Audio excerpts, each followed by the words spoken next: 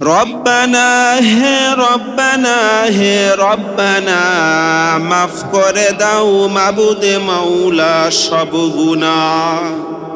রব্বানা হে রব্বানা হে রব্বানা, মাফ করে দাও মাবুদে মাওলা সব গুনাহ। पता हमको तेरे राह की से तरफ हाई, तेरे राह पर चला हमको खुदाया। बता हमको तेरे राह की से तरफ हाई, तेरे राह पर चला हमको खुदाया। बुजुर्गी की नहीं हमको जरूरत, बुजुर्गी की नहीं हमको जरूरत, गोलाम अपना बना हमको खुदाया। गोलाम अपना बना हमको खुदाया। আলহামদুলিল্লাহ, সমস্ত প্রশংসা ওই আল্লাহ তাআলার জন্য। আমরা সকলে সুন্দরভাবে বসি, সুন্নত তরিকা বসি। আমরা উঠাউঠি না করি। যে ব্যক্তি যিনি মুতাকাল্লিম তার দিকে তাকাইয়া তাকাইয়া কথাগুলা শুনতে হবে। তোমাদের জন্য গুরুত্বপূর্ণ নসিহত স্বরূপ আল্লাহ তাআলা কোরআন হাদিসের বাণীকে মাখলুকাতের জন্য, পৃথিবীর সমস্ত মানুষের জন্য হেদায়েত রয়েছে। বলো সুবহানাল্লাহ। আমি যে কথাগুলা বলবো তোমরা লক্ষ্য করবে, ধ্যান খেয়াল সহকারে ধরবে। রব্বুল আলামিন আমাদেরকে ক্ষণস্থায়ীর জন্য দুনিয়াতে পাঠাইয়াছেন। রব্বুল আলামিন মানুষের মধ্যে থেকে আমাদেরকে, আশরাফুল মাখলুকাতের মধ্যে থেকে আমাদেরকে রব্বুল আলামিন শ্রেষ্ঠ মানুষ বলে আখ্যায়িত করিয়াছেন। সুবহানাল্লাহ বলেন না? আরে ভাই, আরো জোরে বলতে হবে সুবহানাল্লাহ। কেননা যখন আল্লাহ রব্বুল আলামিনের যখন আমরা শুকরিয়া আদায় করব, আল্লাহ রব্বুল আলামিন আমাদের শুকরিয়াকে, আমাদের নিয়ামতকে বাড়িয়ে দিবেন। সুবহানাল্লাহ বলেন না? আওয়াজ হইতেছে না? এ আওয়াজ শয়তানের কাছ থেকে দূর হবে না। জোরে বলেন সুবহানাল্লাহ। মাশাআল্লাহ, হাইয়াকাল্লাহ, বারাকাল্লাহ, জাযাকাল্লাহ, শুকরুল্লাহ, মাশাআল্লাহ। এরকম বক্তব্য যিনি দিতেছে, যে কেউ বক্তব্য দিবে না কেন, তার প্রতি উত্তরে কি করবে? জোর করে বলবে। ঈমান মজবুত হবে, শক্তিশালী হবে। কেননা রব্বুল আলামিন আমাদেরকে শ্রেষ্ঠ মানুষ বানার পরে আবার এমন এক নিয়ামত দেওয়ার জন্য মাদ্রাসার মধ্যে আনিয়াছেন। এই নিয়ামত এমন নিয়ামত রব্বুল আলামিন পৃথিবীর মধ্যে যত নবী পয়গম্বর পাঠাইয়াছেন, ১৬ লক্ষর অধিক নবী পয়গম্বর দুনিয়াতে পাঠাইয়াছেন। আল্লাহ রব্বুল আলামিন সকলকে পরিপূর্ণ আসমানি ইলম, আসমানির জ্ঞান দিয়ে দুনিয়ার মধ্যে পাঠাইয়াছেন। সুবহানাল্লাহ বলেন না?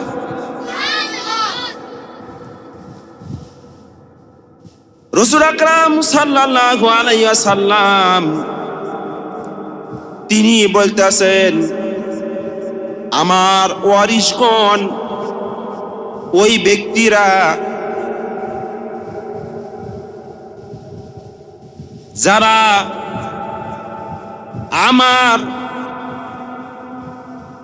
বাণীকে মোহাব্বত করবে, আল্লাহ এবং রসুলের তরিকা মতো জীবন যাপন করবে, ওই ব্যক্তিরা আমার ওয়ারিসগণ। সুবহানাল্লাহ বলেন না? তার মধ্যে তলবে ইলম, সমস্ত তলবে ইলমেরা এই রাস্তার পথিক রয়েছে। কেননা তোমরা যে ইলম শিক্ষা করার জন্য আসছো, এই ইলম দুনিয়ার কোনো মানুষের লেখা না, সরাসরি রব্বুল আলামিনের বাণী, রসুলের বাণী। সুবহানাল্লাহ বলেন না? নিজেকে আল্লাহ তাআলার জন্য বিলীন করিয়া দিবে, সব সময় শুকরিয়া আদায় করবে। দুনিয়ার টাকা পয়সা, ধন দৌলত সমস্ত কিছু কি হয়ে যাবে? মানুষ মৃত্যুবরণের পর তার থেকে হাত ছাড়া হয়ে যাবে। কি হয়ে যাবে? তার থেকে সবকিছু আলাদা হয়ে যাবে। নিজের সন্তানাদি, নিজের সম্পদশালী যা কিছু রয়েছে, মৃত্যুর পরে সমস্ত কিছু আমার থেকে আলাদা হয়ে যাবে। এই জন্য কবি ইকবাল তিনি বলিয়াছেন, রজিনা কিসমাতাল জাব্বার ফিনা লানা ইলমু ওয়ালিল আ'দায় মালু ফাইন্নাল ইলমা ইয়াফলা আন করিব ওয়া ইন্নাল ইলমা বাকিল লা ইয়াজহালু। রব্বুল আলামিন আমাদের তকদিরে যাহা কিছু লেখে আছে তার মধ্যে আমরা শুকরিয়া, তার মধ্যে আমরা কি রাজি খুশি রয়েছি। কি রয়েছি? রাজি খুশি রয়েছি। রজিনা কিসে মাতাল জাব্বার ফিনা লানা ইলমু ওয়ালিল আ'দায় মালু।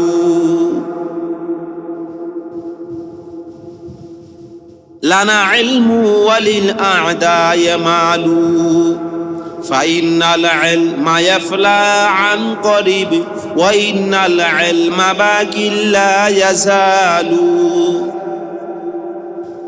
দুনিয়ার যা কিছু সম্পদ অর্জিত করিয়াছ, সমস্ত কিছু তোমার হাত থেকে হাত ছাড়া হয়ে যাবে। ওয়া ইন্নাল ইলমা বাকিল লা ইয়াজালু। কিন্তু তোমরা যে ইলম অর্জন করতেছো, তোমরা যে ইলম অর্জন করতেছো, তোমরা যে জ্ঞান অর্জন করতেছো, কখনো কখনো তোমার হাত থেকে হাত ছাড়া হবে না। বলো সুবহানাল্লাহ। কখনো কি হবে না? তোমাদের থেকে হাত ছাড়া হবে না। কেননা কুরআন আল্লাহ রব্বুল আলামিনের বাণী, পৃথিবীর কোন ব্যক্তির বাণী না। সরাসরি রব্বুল আলামিন হযরত জিবরাইল আলাইহিস সালাতু ওয়াস সালামের মাধ্যমে আমাদের আখেরি নবী, সারা পৃথিবীর বাদশাহ হযরত মুহাম্মদ মুস্তাফা সাল্লাল্লাহু আলাইহি সাল্লামের কাছে নাজিল করিয়াছেন। সুবহানাল্লাহ বলেন না? এই সুবহানাল্লাহ বলে কাছ থেকে তো শয়তানে দূর হবে না। আরো জোরে দেখি, বলো সুবহানাল্লাহ। মাশাআল্লাহ মাশাআল্লাহ, এরকম বলতে হবে সুবহানাল্লাহ। যদি আমি নিজেই না শুনি, আমার কানে না আসি, ওই সুবহানাল্লাহ বলি কোনো লাভ নেই।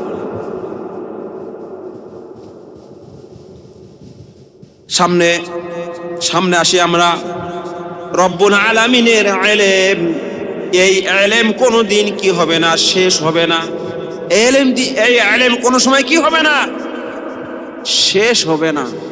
কেননা কবরের মধ্যে যখন মুনকার নাকি সওয়াল করবে, সে সওয়ালটা ইংরেজি দিয়ে বলবে না, বাংলা দিয়ে বলবে না, হিন্দি দিয়ে বলবে না, কি বলবে? মান রব্বুকা, আরবি শব্দ বলবে। কি বলবে? আরবি শব্দ। কেননা কবরের মধ্যে রব্বুল আলামিন তার ফেরেশতাকে মাধ্যমে আরবি, এরকম কিয়ামতের দিন হাসর নাসর সব জায়গাতে আল্লাহ রব্বুল আলামিনের বাণী, এই বাণী চলবে। এমনকি জান্নাতের মধ্যে চিরস্থায়ী মানুষ যারা যাবে তাদেরও বাণী হবে আরবি বাণী। সুবহানাল্লাহ, বলেন না? কত সুন্দর বাণী! এই বাণীর কোনো সময় কি নাই, শেষ নাই। তোমরা যে জ্ঞান অর্জন করতেছ, এই জ্ঞান তোমার সঙ্গে কবর, মৃত্যুর পরে তোমার সঙ্গে থাকবে, কবরের মধ্যে তোমার সঙ্গে থাকবে, হাসরের ময়দানে তোমার সঙ্গে থাকবে, ফুলসেরাত রাস্তা বিজলি আকারে রব্বুল আলামিন পার করবেন, সেখানেও তোমার কাছে থাকবে। তুমি যখন জান্নাতের মধ্যে যখন প্রবেশ করাবে, সেখানেও তোমার জ্ঞান তোমার মধ্যে থাকবে। সুবহানাল্লাহ। তাহলে আমাকে কত শুকরিয়া আদায় করতে হবে আমাদেরকে।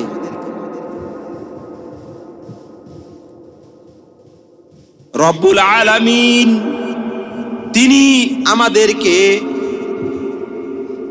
স্বীকৃতি দিয়েছেন, যারা মাদ্রাসায় আসমানি জ্ঞান, রসুলের বাণী অর্জন করবে, আলেমে রব্বানি, হাফেজে রব্বানি যারা হবে, রব্বুল আলামিন বলেছেন, তার রাসূল বলেছেন, ওই ব্যক্তিরা আমার ওয়ারিসগণ। সুবহানাল্লাহ, বলেন না ভাই? দুই একজন বলতেছে এর দ্বারাই কি উপকার হবে? সকলে বলো না সুবহানাল্লাহ। সুবহানাল্লাহ।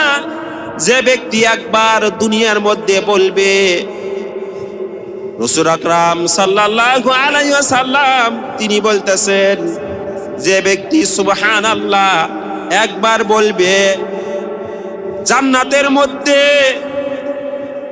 এরকম লক্ষ লক্ষ কোটি কোটি কিলোমিটার শুধু ময়দান আর ময়দান রয়েছে, মাঠ আর মাঠ রয়েছে। পৃথিবীর মধ্যে যে ব্যক্তিরা সুবহানাল্লাহ বলবেন, ওই ময়দানে এমন একটা গাছ হবে, এই গাছ যদি দুনিয়ার শক্তিশালী ঘোড়া যদি 500 বছর ওই গাছের নিচে দৌড়াই দেন, তবুও ওই গাছের ছায়া কোনো সময় শেষ হবে না। সুবহানাল্লাহ, বলেন না? জান্নাতের মধ্যে যখন যাব, আল্লাহ তাআলা ওই নিয়ামত আমাদেরকে দিয়ে দিবেন। বলো সুবহানাল্লাহ। এই জন্য তোমাদেরকে যে আল্লাহ রব্বুল আলামিন এই পবিত্র ঘরে আনিয়াছেন, এমন জ্ঞান শিক্ষা করার জন্য আনিয়াছেন, তোমাদের থেকে আরো কত ছাত্র রয়েছে, তাদেরকেও তো আনতে পারতেন। আমার কথা শোনো, তোমাদের থেকে আরো অনেক ছাত্রগণ রয়েছে, তাদেরকেও তো মাদ্রাসায় আনে হাফেজে রব্বানি, আলেমে রব্বানি করতে পারতেন। কিন্তু আল্লাহ রব্বুল আলামিন তোমাদেরকে মহাব্বত করে, ভালোবেসে ওই আসমানি ইলম তোমাদেরকে দেওয়ার জন্য মাদ্রাসায় আনিয়েছেন। বলো সুবহানাল্লাহ। তো এই নিয়ামত কোন সময় আদায় হবে? যখন আমরা কি করব? আল্লাহ তাআলার কাছে রুনাজারি করব, আল্লাহ তাআলার কাছে কান্নাকাটি করব, আল্লাহ তাআলার কাছে চাইব। কেননা পৃথিবীর মধ্যে যত হক্কানি আলেম, হক্কানি হাফেজ, হক্কানি বুজুর্গ, আলেম ওলামারা আল্লাহ তাআলার কাছে কান্না করতে করতে আল্লাহ তাআলার কাছে নিজেকে কবুল করিয়াছেন। এরপরে আসমান থেকে ফয়সালা হয়ে গেছে, ওই ব্যক্তিকে তোমরা নবী রাসূলকে যে ইলম দিয়েছো ওই ব্যক্তিকে সেই জ্ঞান তোমরা দিয়ে দাও। সুবহানাল্লাহ বলেন। কেননা কষ্ট মুশাক্কাত ব্যতীত কোনো কিছুই কি হয় না, হাসিল হয় না। দুনিয়ার মধ্যে দেখো টাকা পয়সা অর্জন করতে দেশ বিদেশে দৌড়াদৌড়ি করতেছে, মাথার ঘাম পায়ে ফেলতেছে। যতটুক আল্লাহ তাআলা তার তকদিরে লিখিয়াছেন সেটাই আসতেছে। আর আমরা যে আখিরাত পাওয়ার জন্য চাইতেছি চিরস্থায়ী, সেখানে হইতেছে আমাদের স্থায়ী। দুনিয়া স্থায়ী, আখিরাত চিরস্থায়ী। যদি অল্প সময়ের মধ্যে আমরা সময়কে কাজে লাগাই তাহলে রব্বুল আলামিন আমাদের প্রতি রাজি খুশি হবেন। রাজি খুশি হওয়ার কারণে চিরস্থায়ী আমাদেরকে জান্নাতে প্রবেশ করাবেন। সুবহানাল্লাহ বলেন। তাহলে কত বড় নিয়ামত আমাদেরকে দিয়েছেন। নিজেকে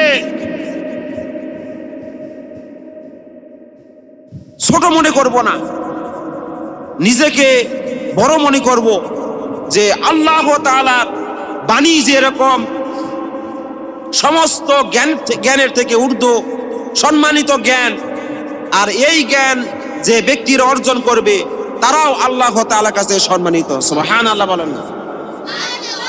নিজেকে ছোট মনে করা যাবে না। যারা মাদ্রাসায় লেখাপড়া করে আছেন তাদের জ্ঞান, তাদের চরিত্র, তাদের আখলাক চরিত্র দেখো, আর যাদের মধ্যে এই জ্ঞান নাই তাদের ব্যবহার চরিত্র দেখো। এই জন্য নিজেকে ছোট মনে করব না। ভালোভাবে ওস্তাদ যেরকম তোমাদেরকে দিক নির্দেশন দিয়াবে ওই মোতাবেক তোমাদেরকে চলতে হবে।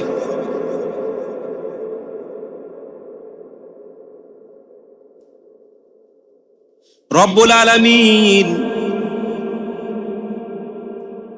তিনি মানুষকে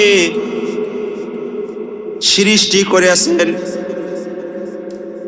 তার গোলামি করার জন্য, তার ইবাদত বন্দেগী করার জন্য। সর্বপ্রথম মানুষ ঈমান গ্রহণ করিয়াছে। ঈমান আল্লাহ তাআলাকে স্বীকার করার নাম হইতেছে ঈমান।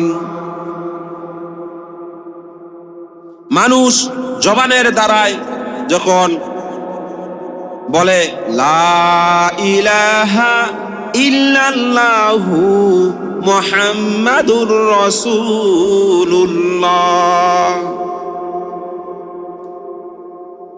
যখন মানুষ জবানের দ্বারাই কালেমা শরীফ পাঠ করবে, যদি ইয়াকিন ও ইখলাসের সহিত পাঠ করবে, আল্লাহ রব্বুল আলামিন তার পিছনের সমস্ত গুনাহসমূহকে ক্ষমা করে দিবেন। সুবহানাল্লাহ বলেন না। ঈমান, ঈমানের কত বড় শক্তি। কোন বিধর্মী যদি এই কালেমা মুসলমান হওয়ার উদ্দেশ্য যদি পাঠ করেন, আল্লাহ রব্বুল আলামিন তার পিছনের সমস্ত গুনাহসমূহকে ক্ষমা করে দেন। সুবহানাল্লাহ বলেন না ভাই। তাহলে দেখো একটা মানুষ পৃথিবীর মধ্যে কত গুনাহ করেছেন, কত পাপ করিয়াছেন, কিন্তু ঈমান আনার কারণে আল্লাহ রাব্বুল আলামিন তার সমস্ত গুনাহ সহ কি করেছেন, ক্ষমা করে দিয়েছেন।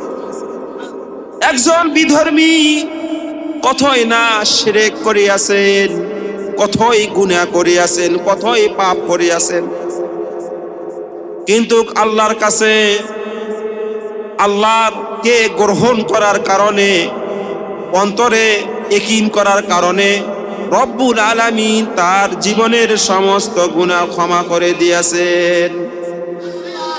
কত বড় শক্তি। কালেমার পরে নামাজ, কালিমার পরে নামাজ।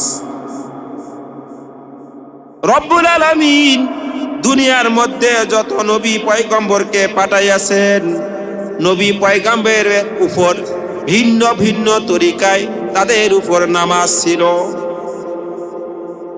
নামাজ, আমরা মুসলমান হয়েছি, মুসলমান দাবি করি, কিন্তু সময় মতো আমরা কি করতে পারি না? নামাজ আদায় করতে পারি না। কেননা নামাজ এত বড় শক্তিশালী অস্ত্র, পৃথিবীর মধ্যে যারা ইহুদি খ্রিস্টান, ইহুদি নাসরা, তারা মাঝে মধ্যে বড় বড় আলেম উলামাদেরকে জিজ্ঞাসা করেন। কি জিজ্ঞাসা করেন জানিয়ে নাও, ভালো করে শোনো। যারা বড় বড় ইহুদিদের মধ্যে যারা বড় বড় জ্ঞানী, বড় বড় জ্ঞান অর্জন করিয়াছেন, তারা মাঝে মধ্যে মুসলমানদের আলেমদেরকে জিজ্ঞাসা করে, মুসলমানদেরকেও জিজ্ঞাসা করে, বলে ভাই আপনাদের দেশের মুসলমানেরা কেমন নামাজ কালাম আদায় করেন? কি বলে? ইহুদি খ্রিস্টানের যারা বড় বড় পণ্ডিত জ্ঞান অর্জন করেছেন, তারা কি করে? কোন মুসলমান ভাইয়ের দেখা হলে বলে যে তোমাদের গ্রাম, তোমাদের দেশের মধ্যে মুসলমানরা কেমন নামাজ কালাম পড়ে, মসজিদের মধ্যে ফজরের নামাজে কেমন লোকজন হয়, জোহরের নামাজে কেমন লোকজন হয়, আসরের নামাজে কেমন লোকজন হয়, মাগরিবের নামাজে কেমন লোকজন হয়, ইশার নামাজে কেমন লোকজন হয়। ওই ইহুদিরা জিজ্ঞাসা করে। কি জন্য জিজ্ঞাসা করে? ভালো করে শোনো। যখন ইহুদিরা মুসলমানকে জিজ্ঞাসা করে, ইহুদিরা জানে মুসলমানদের বড় অস্ত্র হইতাছে ঈমান গ্রহণ করার পরে হইতাছে নামাজ। সুবহানাল্লাহ বলেন না ভাই?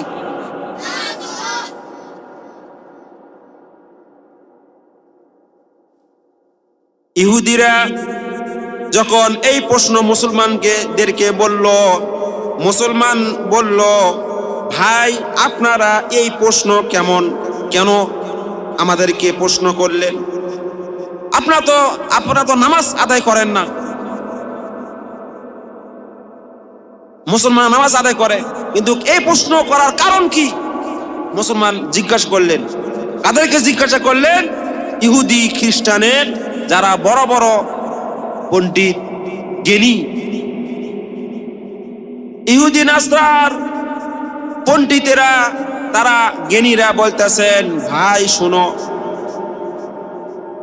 মুসলমান যখন ফজরের জুমার নামাজ যেরকম ভাবে জুমার দিন মসজিদ ভরপুর হয়ে যায়, শুক্রবারের দিন জুমার দিন কি হয়ে যায়? মসজিদ ভর্তি হয়ে যায়। কোন কোন মসজিদে জায়গায় আটা না, বাইরে রাস্তা ঘাটে নামাজ পড়তে হবে। বলতেছে যখন মুসলমানেরা যখন জুমার দিন যেরকম নামাজ হয়, ফজরের নামাজ ওই রকম ভাবে আদায় করবে, ওই দিন আমরা মুসলমানদের সঙ্গে যুদ্ধ করে পারবো না। সুবহানাল্লাহ বলেন না ভাই? এই মাত্র কয়েকজন, এতগুলা মানুষ যদি সুবহানাল্লাহ সকলে বলেন, তাহলে আমার আওয়াজ থেকে তোমাদের আওয়াজ বেশি হবে। এত বড় কথা বললাম। ইহুদিরা কি জিজ্ঞাসা করলো মুসলমানদেরকে? যে তোমরা মুসলমান জুমার নামাজ যেরকম ভাবে আদায় করো, ওই রকম ভাবে যখন ফজরের নামাজ আদায় করবে, ওই সময় তোমাদের কাছে, তোমাদের সঙ্গে যুদ্ধ করে আমরা পারবো না। সুবহানাল্লাহ, কি কথা বলেছে? কেননা নামাজ ইমানের পরে শ্রেষ্ঠ আমল হইতেছে নামাজ। যদি আলেম হও, হাফেজ হও, মুফতি হও, মুহাদ্দিস হও, সবকিছু হলেন, নামাজ আদায় করলে না, আল্লাহ রব্বুল আলামিনের কাছে তোমার কোনো মূল্যায়ন নেই, তোমার কোনো কি নাই, আল্লাহ তাআলার কাছে কোনো সম্মানিত নেই। আমার কথা কি বুঝে যাইতেছে? তোমাদের কানে যাইতেছে? শুনতে পাইতেছ? তাহলে নামাজের কত বড় শক্তি দেখো। কেননা রাসূল আকরাম সাল্লাল্লাহু আলাইহি ওয়াসাল্লাম, সাহাবা আজমাইন রাদিয়াল্লাহু তাআলা আনহুম, তেনারা যুদ্ধ করতেছে, করতে করতে আসরের নামাজ ওয়াক্ত শেষ হওয়ার পথে। কোন নামাজ? আসরের নামাজ, যে রক্ত শেষ হয়ে যাইতেছে, যুদ্ধ করতেছে। এই অবস্থায় বলতেছেন, হায় আফসোস, আমাদের এই যুদ্ধ করে কি লাভ হবে যদি আল্লাহ তাআলার আর এক হুকুম চলে যায়। এই আফসোস করার কারণে রব্বুল আলামিন ওই সাহাবীদের অন্তরে যে আল্লাহ তাআলার খাস নিয়াত ছিল, নিয়াতের কারণে সূর্যকে আবার স্থির করে উঠাইয়াছেন।